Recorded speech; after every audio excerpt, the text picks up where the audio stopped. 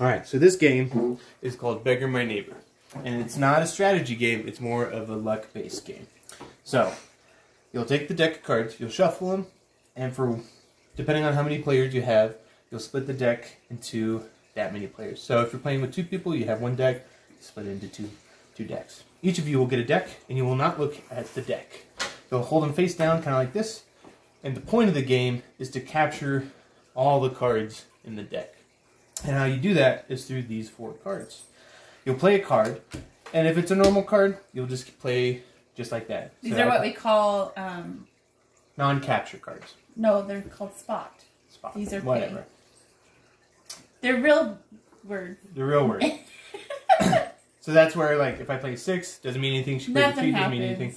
I play a 2, doesn't mean anything. She plays a 2, doesn't mean anything. But let's say, for instance, I play a jack.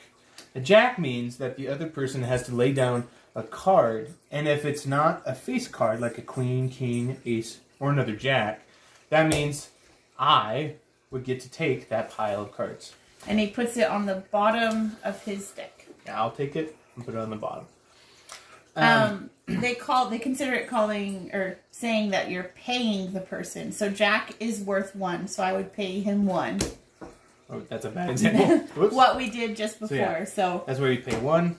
Queens are worth 2, so if he were to play a queen, I would have to play 2. Kings are 3. Aces are 4. And that's basically the game. You play until the opponent has no more cards, and that's the end of the game. So let's say, give an example. Sit back down. So I play a 2. David plays a king. I play a king. So originally I would have to pay 3 to him, but since I trumped his king with another face card, he now has to play me. So 1, 2. So he also trumped my king with a jack. So I would pay him 1, and since it's not a face card, he gets the pile. The way, if you play multiple people, let's say I would lay 1, David would lay 1. Just lay a random one, honey. I'll lay 1. And then let's say Jimmy plays 1. And then it would be my turn again. So I would pay Jimmy, and then David would pay Jimmy. So Jimmy would get all of those. Now, if David played... Just put one of those.